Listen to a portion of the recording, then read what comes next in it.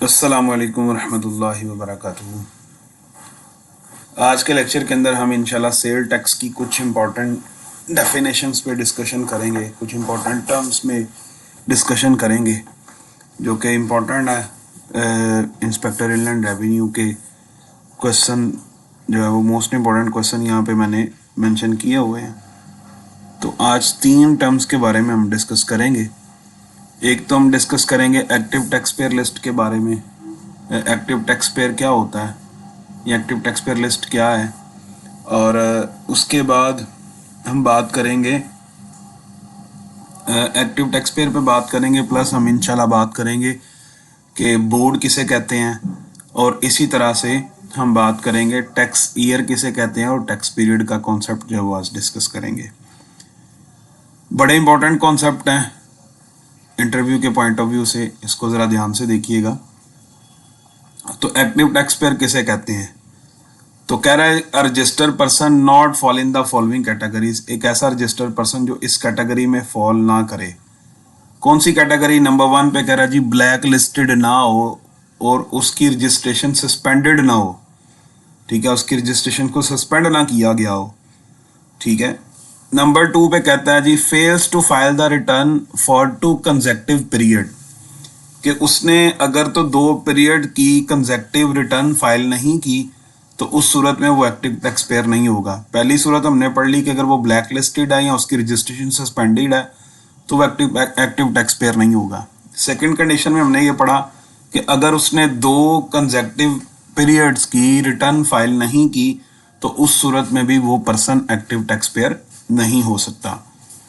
Third condition पे बात करने लगे हैं, तो कहता है जी थर्ड कंडीशन पे fails to file the income tax return under section 114 and 115।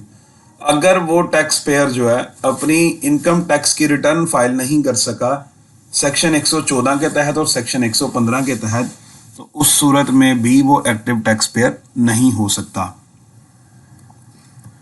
इसी तरह से वो कह रहा है जी fails to file quarterly and annually withholding statement, अगर उसने अपनी क्वार्टरली या एनुअली विद होल्डिंग स्टेटमेंट नहीं फाइल की सेक्शन 165 के इनकम टैक्स ऑर्डिनेंस 2001 के मुताबिक, तो भी वो पर्सन जो है वो एक्टिव टैक्स पेयर नहीं हो सकता।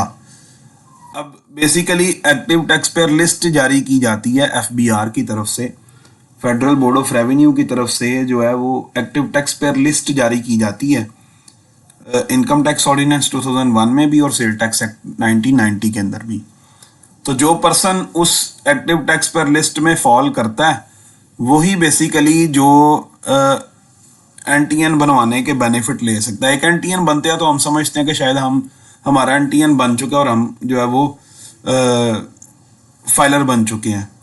आप जस्ट जो है वो रजिस्टर हुए हैं, जब आपका एनटीएन बनता है तो आप एफबीआर में रजिस्टर हुए हैं। जब तक आपने अपनी रिटर्न्स फाइल नहीं की या आपका नाम एक्टिव टैक्स पेयर लिस्ट में नहीं आ रहा, तब तक आप एनटीएन के बेनिफिट नहीं ले सकते। लाइक जो फाइलर नॉन फाइलर का कॉन्सेप्ट हमारे यहाँ पाया जाता है कि जी प्रॉपर्टी लेते हुए आपको फाइलर के डिफरेंट रेट हैं, नॉन फाइलर के अलग रेट हैं, तो वो बेसिकली फाइलर के बेनिफिट उस वक्त तक नहीं ले सकता जब तक उसका नाम एक्टिव टैक्स पेयर लिस्ट के अंदर नहीं हो। सेकंड डेफिनेशन पे आज बात करेंगे, वो है बोर्ड। जब भी बोर्ड का लफ्ज आएगा इनकम टैक्स ऑर्डिनेंस में या सेल टैक्स एक्ट में 1990 में, तो दोनों सूरतों में बोर्ड का मतलब है फेडरल बोर्ड ऑफ रेवेन्यू, जिसको स्टैब्लिश किया जाता है section 3 federal board of revenue act 2007, ठीक है। फेडरल बोर्ड ऑफ रेवेन्यू की स्टैब्लिशमेंट जो होती है वो बेसिकली सेक्शन 3 के तहत, और इस एक्ट के तहत एफबीआर एक्ट है 2007, इसके मुताबिक फेडरल बोर्ड ऑफ रेवेन्यू को स्टैब्लिश किया जाता है। नेक्स्ट अगर हम बात करें तो ये एक हाईएस्ट अथॉरिटी है जो टैक्स कलेक्ट करती है पाकिस्तान के अंदर, यानी टैक्स कलेक्ट करने का जो इख्तियार है वो फेडरल बोर्ड ऑफ रेवेन्यू के पास है। ये हाईएस्ट अथॉरिटी है। बाकी जितनी भी टैक्स कलेक्शन वाली समझ लें कोई अदारे हैं तो वो सारे के सारे इसके सबऑर्डिनेट होते हैं। इसके बाद एफबीआर को अपॉइंट कौन करता है? तो एफबीआर को अपॉइंट करती है जी फेडरल गवर्नमेंट अपॉइंट करती है। आपसे इस तरह क्वेश्चन हो सकता है जी एफबीआर को कौन अपॉइंट करता है? تو آپ یہ کہیں گے جی فیڈرل گورنمنٹ اپوائنٹ جو ہے وہ اس کو کرتی ہے. یہ ہم نے سیکنڈ ڈیفینیشن آج جو ہے وہ ڈسکس کی ہے.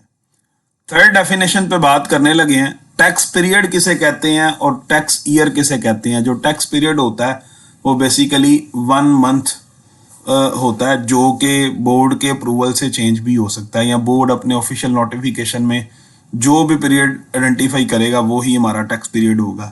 تو یہ 1 month کا ایک جو ہے وہ پیریڈ ہوتا ہے. چونکہ آپ کو پتا ہے کہ سیل ٹیکس کی جو ریٹرن فائل ہوتی ہے وہ منتھلی فائل ہوتی ہے, اور ٹیکس ایئر جو ہوتا ہے وہ بیسیکلی پیریڈ ہوتا ہے 12 months کا, جو کہ نارملی سٹارٹ ہوتا ہے 1 جولائی سے اور اینڈ ہوتا ہے 30 جون کو, جسے ہم فائنینشیل ایئر بھی کہتے ہیں. اور اس ٹیکس ایئر پہ بیسیکلی آلریڈی میں نے پوری کی پوری ایک ویڈیو بنائی ہے کہ ٹیکس ایئر ہوتا کیا ہے اور ٹیکس ایئر کی کتنی قسمیں ہیں, جس میں ہم نے یہ بھی دیکھا تھا کہ ٹیکس ایئر جو ہے وہ ایک پیریڈ ہے 12 months کا جو 1 جولائی سے سٹارٹ ہوتا ہے اور 30 جون کو اینڈ ہو رہا ہے. اسی کے ساتھ ہم نے tax year, normal tax year دیکھا, اسپیشل ٹیکس ایئر دیکھا, پھر ٹرانزیشنل ٹیکس ایئر دیکھا. تو وہ پوری کی پوری ایک ویڈیو بنی اویلیبل ہے. تو ٹیکس پیریڈ جو ہے وہ بیسیکلی 1 month کا ڈیوریشن ہوتا ہے, ٹھیک ہے. اور جو ٹیکس ایئر کا کانسیپٹ ہے یہ بیسیکلی 1 جولائی سے سٹارٹ ہو رہا ہے اور 30 جون کو اینڈ ہوتا ہے, اور یہ 12 month کا پیریڈ ہوتا ہے. یہ آج کا لیکچر تھا ہمارا.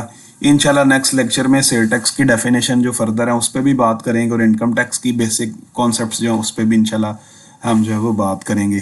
لیکن آپ سے گزارش ہے کہ اگر آپ کو یہ ویڈیو پسند آتی ہے تو آپ اس کو چینل کو سبسکرائب بھی کیا کریں, اور اس کو لائک بھی کیا کریں, اور اپنے کمنٹ سے جو ہے وہ اپریشیٹ بھی کیا کریں.